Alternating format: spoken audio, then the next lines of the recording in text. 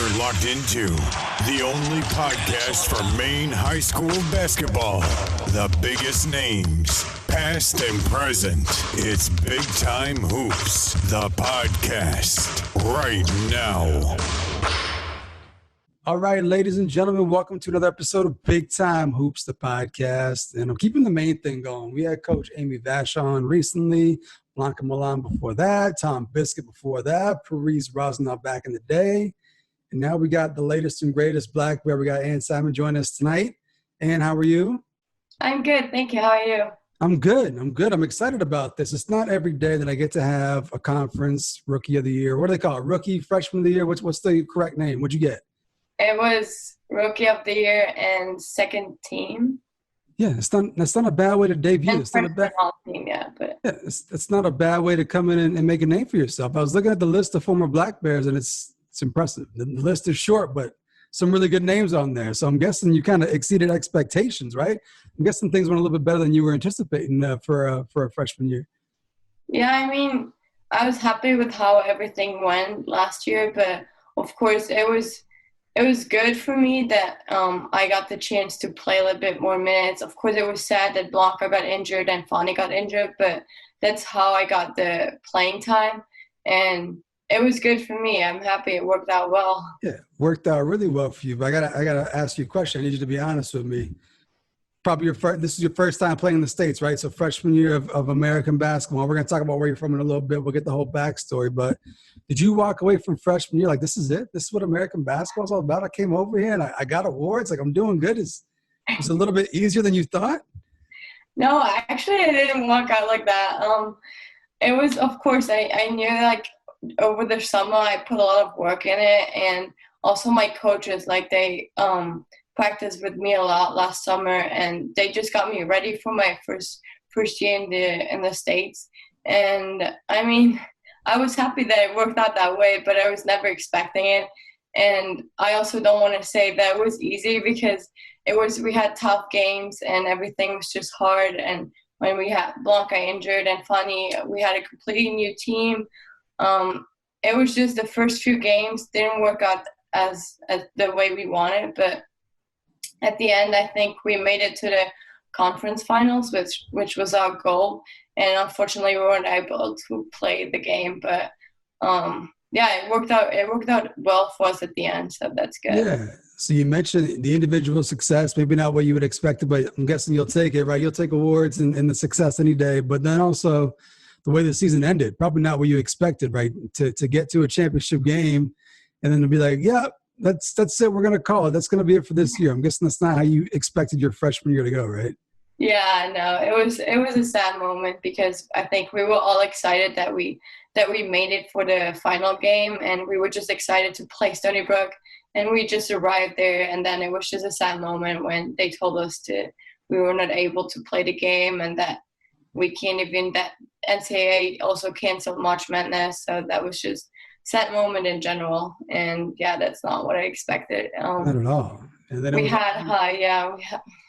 just wanted to go to the March Madness again. Yeah. We had high expectations, and yeah, it was sad that we couldn't go. So no championship game, COVID hits, you go home. We just talked about you went home this summer so you're out there for a little bit, but by the time this episode comes out, practice will probably have already started, but practicing starts in a couple days here. So you guys are just ready to jump back in it, I'm guessing, right? It's time to go. Yeah, we're excited to go. I mean, we have unfinished business, and we just want to do everything we can this year, everything that's in our hands, and we're trying to make the best out of the whole situation we have right now. And hopefully we're going to play the final again this year, and then hopefully go to the March Madness this year. Yeah. So mentioned that you went home this summer, so I want to get into that. We want to find out how you got here to Maine, because you're one of the imports. You're one of the foreign imports that we got, one of the many great ones that have come to the program in recent years, right? So a native of Luxembourg, which I just looked, is kind of sandwiched between Germany and France, right? Exactly. Not a very big country. Well, so let's talk about Luxembourg. What was it like growing up in Luxembourg? So Luxembourg is a pretty small country, as you just said. It is next to Germany, Belgium, and France. There are like 600,000 people living in Luxembourg right now, so it's not really, really big, but I love it. It kind of reminds me of Maine though, because everything is just so close. Everyone knows everyone, and also the weather is kind of the same. I mean, it doesn't get that cold as it gets here, but it's not a big difference. And yeah, it's kind of cool though, because we only need 20 minutes to go to Germany, or we only need 20 minutes to go to Belgium. So everything is pretty close, and that's kind of fun. Yeah, and just from the brief research that I did, my very, very quick research, it looks like it's a combination of the cultures, right? So it's a little bit of German, a little bit of French, a little bit of Dutch. It's just kind of all mashed into this little country, right? Yeah, so we have our own language. It's called Luxembourgish, but it's just a mix between German and French. So when we had Kira here last year and I spoke Luxembourgish, she sometimes could just understand it because some words are just the same, and it just kind of sounds like German a little bit.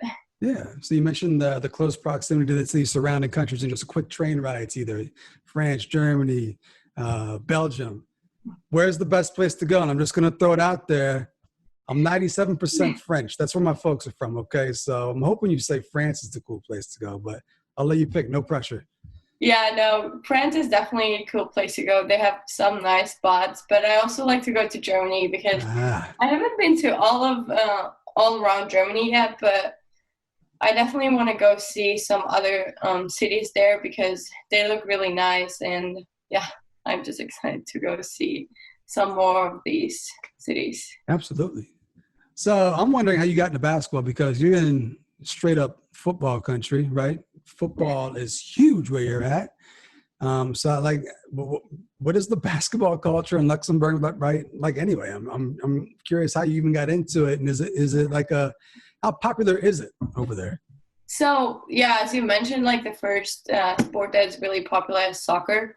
And then we have basketball is actually the second popular sport. So when I was 4 years old, I think I started doing gymnastics. And then I like immediately realized that I don't really like individual sports. So then my cousin took me to a basketball practice, and I was 5 years old, I think. And then I just like from there, I just started liking it, and I just love being with other people around, having teammates. I love competing, and from then I just stick with basketball, and I'm still doing it. Still doing it and still doing it well. So I read the bio, and you are on the Luxembourg national team, right? Remember, is it the senior team or like the junior team? How does it work? Because there's different levels, right, when it comes to the national team. Yeah, but it's not, I can't compare it to like the national team here at the USA because, right. As I said, we really are a small country. So it's honestly, it's hard to find good basketball players back home.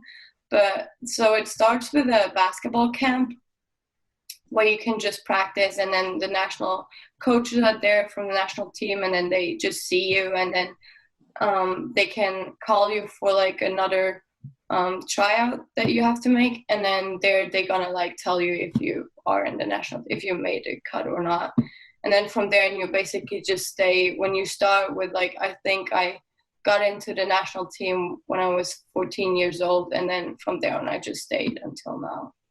So you mentioned how it's such a small country that it's not really, wouldn't really be fair to be put up against some of the larger countries out there in Europe. So you guys play like in a smaller country tournament, right? You guys kind of compete against countries that are more similar in size? Yeah, so with the youth team, we still play the European Championship, which is kind of funny because from there I got to know Anna too and Dor. So I played against them with my team. And with the senior team, we actually, I think 2 years ago we started, 2 years ago we had our first European Championship with small countries, but they used to play the European qualifiers, but it didn't go that well. So that's why they decided to don't do this anymore. So what is the progression of women's basketball in Europe been like? Because I know like for the men's game with Dream Team in 92, it kind of exploded, and then you saw this wave of male players kind of coming to the NBA, stuff like that. What has been the progression for the women's game in Europe? Like, how have you seen it change in the time you've been around? Obviously, you're still very young, but what's been the biggest difference that you've seen in the game in Europe in your short time? So honestly, when I started, I would say we didn't have a lot of fans watching our games. And I feel like by now, though, especially 2 years ago when I played back home, when we played the final game for the championship, we had like the gym was packed and it was really nice to play there. And I've never experienced something like that, or I've never seen something like that. So I would say that the thing that has changed probably most would be like just people coming to also watch women's game. Because most of the time it's just like coming for the men's game and then they leave, like not even watching the women's game. And I feel like now it's like, especially at my club where I played back home, it was just the opposite. So most of the fans just came to watch our games, and then some of them left, but some of them also stayed for the men's game. But it was nice to see that they appreciated the women's team. Definitely. Absolutely. So when I had Blanca on, I asked her, I was curious, like if there's different styles of play in Europe. You know, I was trying to find out like what's the Spanish style of play.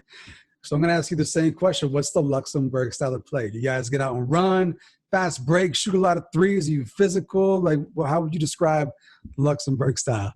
So our style, I would probably say it's like fast. So we mostly try to do fast breaks and score easy points rather than scoring out of, like systems, yeah. I'd say.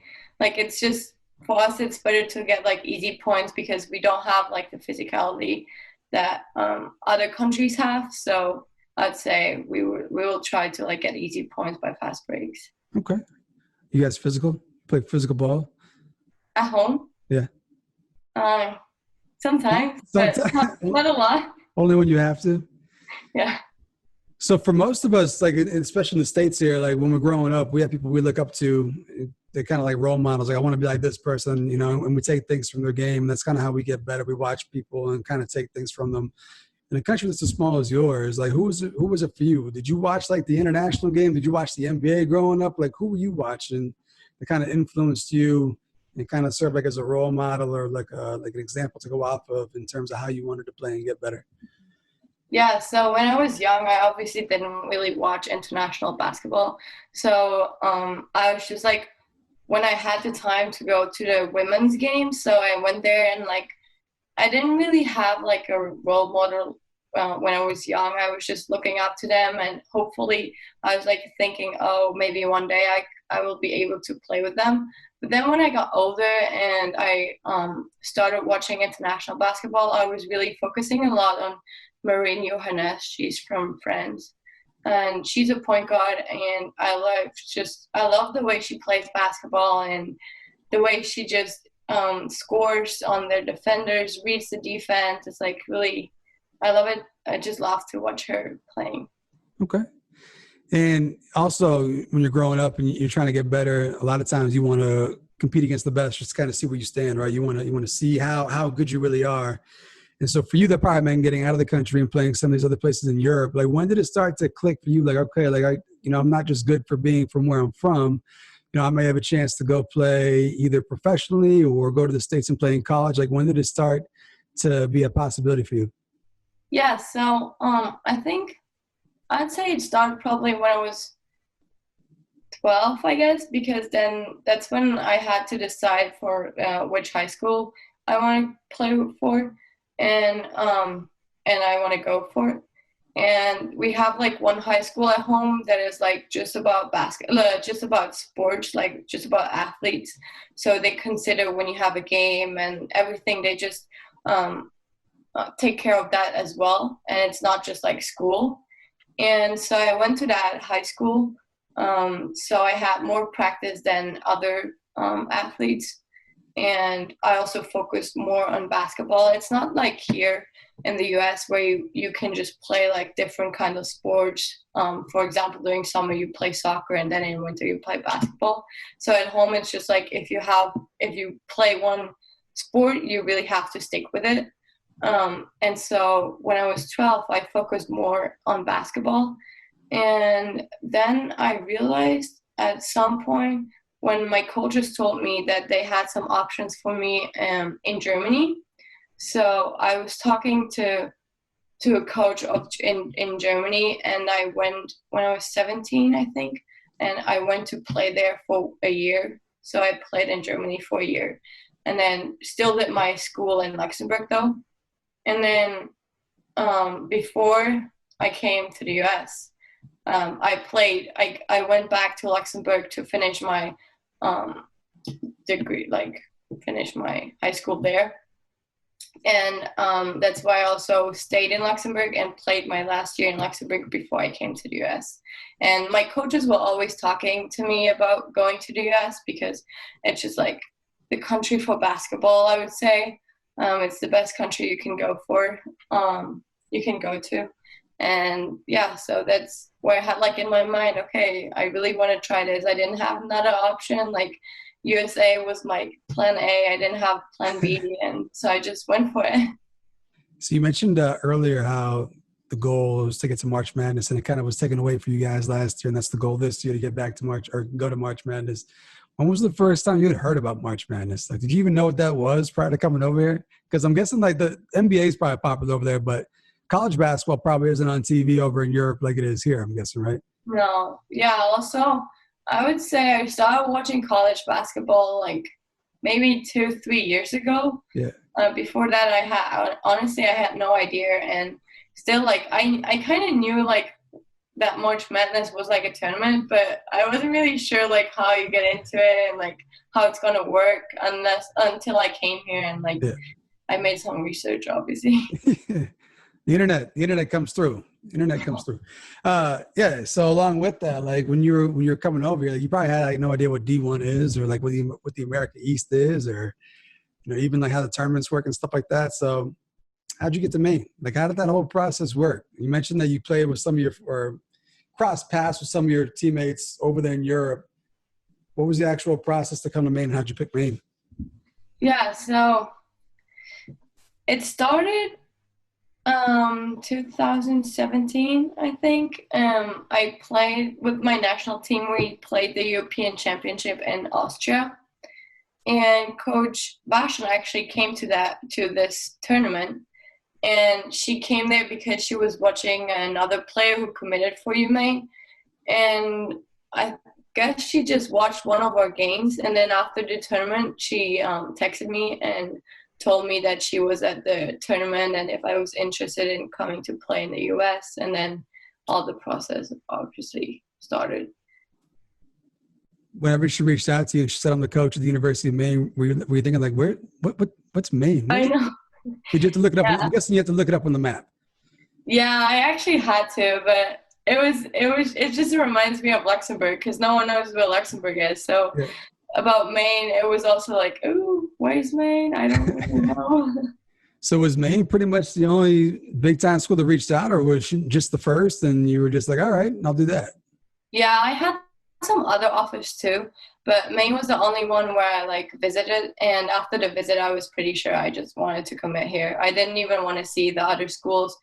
I don't know why. It was just like one time, I don't know. I just fell in love when I saw the team. They were all so amazing. All the coaches were amazing. And I didn't even want to watch. I didn't even want to go see other colleges. So Did you come visit in the summertime or wintertime? I came winter. And it didn't scare you away? Yeah, no, it didn't. Because I was used to the weather. And by that, I don't think it was snowing. So it was only raining. So I was used to that. See, if you would have came like a month or two later, it probably would have changed just all history. Probably. When it went to one of the other schools. So so last year would have been your freshman year. So came to campus in summer 2019? To campus? Yeah. August 2019. What was was that your first time in the States? Yeah. What was like the biggest culture shock for you? You mentioned kind of like the look and feel, the small town vibe type stuff kind of reminds you back home, but what was the biggest culture shock for you? I'd say probably the food. I had to get used to like different types of food. different meals, I would say, because breakfast is like, for example, is completely different than what we're used to back home. So I'd say food. What about the distance? Did you miss home, or were you like, yes, I'm out of there, I'm over here now? Or Yeah, was that tough? so of course I was missing home, but I was also just happy to finally just live my dream and just play college basketball. So I was excited, but of course I was also, I had like sad moments where I just like missed my family. But I mean, I'm okay with that. When I played in Germany, it was kind of the same. Like I got back home every week though, but I was just like, it doesn't really matter for me because I know I can't change it, and I was happy that I was finally here in Maine. So you mentioned when you came to visit, you kind of fell in love with the team and the way they played and stuff like that. What was it about the team that you just kind of gravitated towards? Was it the style of play? Was it just the camaraderie, the atmosphere, the culture? What was it specifically that just kind of drew you in? Yeah, so it was, first of all, I would say the atmosphere, because everyone is just so nice and everyone is very heartwarming and welcoming you. And yeah, when I started practicing with them, I realized immediately that everyone has like their specific role, which is like different to my country back home. So that's what I kind of like too, and also that we want to play fast break and we want to run. I like that too, and of course it was like more physical though than back home, but it was nice. Like I love the way they play here, the style. You mentioned having like roles and coming in and having a role, and I'm guessing what people thought your role was going to be coming in changed just because of injuries and stuff like that. So coming into, what did you think your role was going to be? I said my role would probably be like giving a starter like just some break, like just coming in for like a few minutes and probably defend, because I love to defend, but also to attack to the basket. So probably get maybe some easy points, attacking and maybe taking fouls also.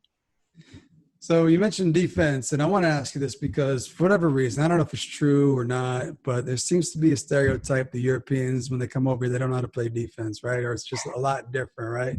You said that you thought your role would be come in, kind of be a defensive stopper. So is that true? Is that stereotype accurate? Do Europeans not know how to play defense when they come over here, or is that just a stereotype?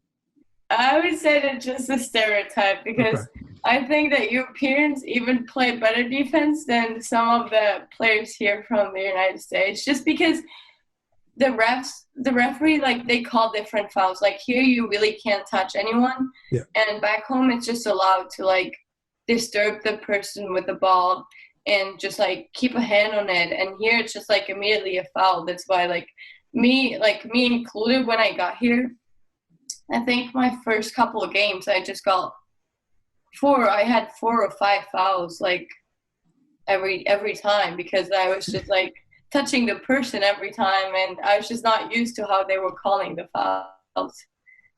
So you mentioned like physicality is a little bit different over here, right? So maybe you guys defensively, it's a little bit more rough over there, or you're allowed to do more in Europe than you are here. But physicality in terms of like strength is probably a little bit different over here, right? And that's something that Blanca said she had to kind of get used to. Like she said, she hated the weight room and having to get strong. How about you? Like, was being here like the first time you actually spent time in a weight room and like worked on your body to get stronger? Is that all new to you, or was that stuff you had done previously? Yeah, so I did it previously, but also just because I went to the high school for athletes. So I was used to like the weight room, but it's different. Like that, I think we only went like once or twice a week, and here it's just like every day pretty much. And so that's where I had like to get used to it, because also like I don't really like the weight room, but it's something that like you have to do in order to be a better basketball player. Absolutely. So one of my goals, one of my basketball dreams that I had growing up was I wanted to be a practice player for a Division I women's basketball program, because I figured I could get probably some free gear make some friends, play some basketball. You know, that was my goal. I didn't get a chance to do that. But you guys go up against the boys all the time, right? So you guys have a boys practice squad that comes in there and tries to rough you girls up. But from the people that I know that have been on practice squads, they always say the girls play so rough. The girls are so physical. Like, when you guys are matched up with the boys in practice, like, do you ever tell them to quit crying? Like, hey, quit crying. Like, we're not hurting you. Like, toughen up a little bit. Do you have to tell the boys to toughen up a little bit in practice? Yeah, I mean, we don't want them to win. Let's say that. And we would do anything to just win against them. And we know they're physically stronger than us, but, I mean, we just want to show what we can. And it's not going to be like, I don't want any stereotypes to be, oh, we're going to play against women, so we're going to win, you know? And so we were just trying our best and just go as physical as we can. Is there a specific move that you have? Like, do you have like a little elbow trick? You get cheap shots in there, or are you just playing? You're just playing like a good, strong, clean game? Yeah, I would say I just play a good, clean game. All right. So we talked about the last season and just the success you had, but you guys also dealt with a lot of adversity. So I'm guessing, you know, you were expecting to come in, kind of be a role player and also compete for a conference championship and a chance to go to the national tournament. That was probably the goal coming into it, but you guys were just riddled with injuries and things didn't really go, how you guys planned. What's the maybe like the biggest adversity that you faced? What was the toughest thing you had to deal with individually? Because you weren't necessarily hurt. You weren't one of the ones who got injured, but your role was obviously probably bigger than what you expected. What's like the toughest thing you dealt with your freshman year? Yeah, I think probably being mentally ready for it, because as you said, we had so many injuries, so you just had to be ready for like any moment. So I think for me, it was just to be mentally ready as well, because sometimes I'm like when I like don't feel well, I might just also don't even take shots anymore and just struggle because as I don't think I can score, or right now I can help the team. So there's where I had to be like really strong and be like, yo, like we don't have any other players. Like I have to do what I have to do. And even if I miss shots, like that's okay. Like I have to play. We don't have any other players. So that's where I was like, okay, I got to get better in that one. What about the rigors of Division I basketball? It's a huge commitment. I mean, on top of games and practices, there's studies, it's like study halls and mandatory meetings, and you guys start in the summertime, preseason stuff when school starts, even before practice starts. It's just a lot of time, right? So what was the biggest adjustment in that regard, adjusting to just the commitment that is Division I basketball? Yeah, so because of all that, I think I just had to improve my organization because I'm not really an organized person. So I just like to do like the stuff like last minute, but now because we all have like all the meetings and all just a lot of time. So I just had to be more organized for school and like doing my stuff earlier than I was supposed to. So yeah. It's a learning process, right? Yeah. This is all new. You were a freshman, but now you're a sophomore and you're back for your second year. Probably exceeded expectations your freshman year in terms of quality play and what you were able to do. What were your goals coming into this year, and what did you work on this past summer to get better? I worked a lot on my shot, so on my three-point shot and also on my jump shot, because right now I think my strength last year was a lot to like just attack the basket. And because I was a freshman, I guess no one really knew what they were expecting from me. But because now they know, so I tried to just like make some shots and also try to get this three-point game in my game, so that I can also shoot the threes when I don't always have to attack. Yeah, and you mentioned now they know. Now they know. So I talked about in the beginning the long list of impressive names of people that have gotten freshman of the year from the University of Maine. Jamie Cassidy, WNBA player. Cindy Blodgett, WNBA player. And there's some other ones in there, but just, you know, those are two of the big ones. But so it's an impressive list. How do you not get stagnant in your progression? Like, what keeps you motivated to push through and shoot for maybe like player of the year or something like that? Like, what drives you? So I'm really a person who like works a lot on myself. So if I have a dream, I just want to fulfill it. And for example, I always dream to go play for the WNBA as well. And even if it's like it looks like nearly unrealistic, because I don't know, it's not easy to play for the WNBA, but it's one of my dreams, and I'm just gotta keep working hard to actually get the chance, because later I don't want to be like, oh, what if I would have worked harder? Maybe I would play now for the WNBA or just play in EuroLeague. So I don't want to ask the question, what if? Okay, good answer right there. So goals are important, and as we mentioned several times, the goal for the team is America East Championship National Tournament. And because of the injuries last year, you guys, including yourself, had a lot of players that got a lot of minutes and were able to kind of speed up the development process. Now you got Blanca back. Everyone got that experience. You got a good freshman class coming in. Guys are starting practice this week. Must be ready to go. I got to ask you a question here because we had Coach Vash on earlier this week. She said that, I don't know if it was this week or last week, but upperclassmen scheduled the scrimmage of the freshmen, and the freshmen won that game. Can you confirm that? Is that true? Are you willing to go out and say that that is a true story, or was she making that up? No, she wasn't making that up. That I confirm it. Yeah. Okay. Freshmen are working hard. It's crazy. It's good to see. I love it because we need these players right now because we still don't have a lot of players, and you never know if someone's gonna get injured. Maybe one of like the freshmen are really like they're strong enough, like they can play with us. And normally it's like, oh, a freshman against like senior team, oh, that's an easy win. But I'm telling you, the scrimmage, oof, that was tough. That's good. I like that. That means you guys got some depth. You guys got some intensity, competitiveness. That's good. Mm-hmm. So you guys have been doing the preseason thing and been forced to work out with masks on. Just must be terrible, but I'm guessing conditioning must be good. You guys must be just ready to hit practice full steam ahead this week, right? Yeah. I would say our conditioning is way better because it's really hard practicing with the mask, but now I'd say we all got used to it. But again, now when official practice starts, we're going to have like 4 hours basketball. So I think there again will be like a next level to actually practice 4 hours with a mask. So that's going to be hard again. But absolutely.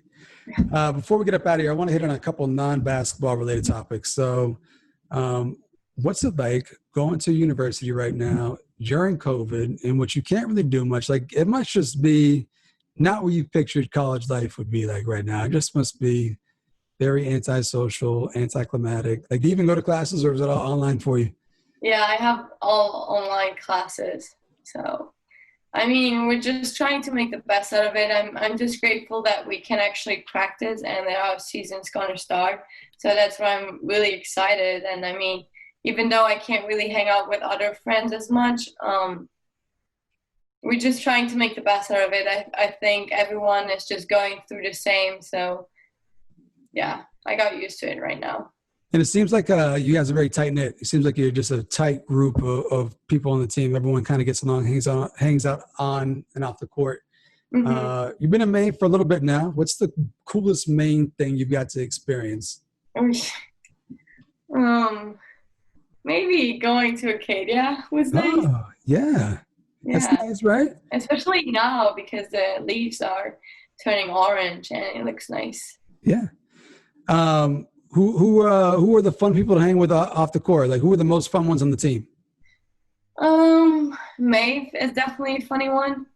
I also hang out a lot with Anna, just also because she was my roommate last year and we lived together this year. And I think I just get along with pretty much with everyone. There's like, I mean, we have the funny ones. Maeve is definitely one of them. Kelly is funny. Dor, especially too. And like, we're getting along I get along with everyone. So everyone is nice. That's good. That's what you want right there. You like people. You want everyone to be happy and get along. So that's a good thing. Good for chemistry. Good for results in the court too. So, yeah, I'm excited. I hope you guys have a season. I really do. Like I want to watch some basketball really, really bad this winter, and I'm hoping that it works out so you guys can have a season and have fans in the crowd. Real quick, I want to ask you about home games. What can you say about the Maine Black Bear home experience? What's that crowd like? What's it like playing in the Cross Insurance Center? What's that atmosphere like? Yeah, it's amazing. I love it. Every time we have the home game, I was just so excited. I love our fans. I love how they supported us. Even though last year we had like up and downs, we had some not good games, they were still there every time. And I just love the atmosphere there. It's just nice to play in front of them. Absolutely. And they're going to be out in full force. I'm telling you, if there's a season, they're going to be out in full force. And it's going to be such a great atmosphere. And the team's going to be so good. It's going to be a good time to be at UMaine and watch some women's basketball. Last thing before we get up out of here, I always give my guests a chance to say whatever they want to say. If you want to say hi to mom and dad, or if there's anything you want to address, or whatever you want to say, this is your chance to say it before we get up out of here. I would just say get registered to vote, because that's really important right now. We also, as a team, we made the registration table, so every athlete at least is registered to vote. So I'd say that's really important right now. So everyone, please vote. Absolutely. And that's the cool thing to see about the girls team is just how involved you are in the community and on campus and doing things like that and just being an active part of the community, not just being athletes. It's really good to see. So kudos to you girls and keep that stuff up. I should have asked you, because when I had Blanca on, I asked her, I'm like, how bad do people actually pronunciate your name? And you mentioned that Luxembourg actually has a language. So, like, is it Ann Simon? Is that it? Or am I butchering your name? Like, am I messing it up really bad? Yeah, so it's not Ann Simon. It's Unsimo. But I prefer Ann Simon, because especially here with, like, just the language, like, my name wouldn't sound good. Okay. I feel bad. Now, I should have asked before. I should have said it correctly at least. No, that's fine. All right. Next time. I'll say it right next time. That's going to do it, ladies and gentlemen. Ann Simon, Ann Simo here on Big Time Hoops, the podcast. Thank you for coming through. And like I said, I hope there's a season, and we wish you and the UMaine women's team the best of luck. And anyone who's listening, if you get a chance, like, go to a UMaine women's game. They are a lot of fun. It's a great environment, great basketball, just really, really high-level basketball. So go check that out. That's going to do it for this week's episode. Make sure you're checking out all the previous episodes out there, wherever you can find your podcast. And I'll see you next time with another big-time episode of Big Time Hoops, the podcast. Thank you.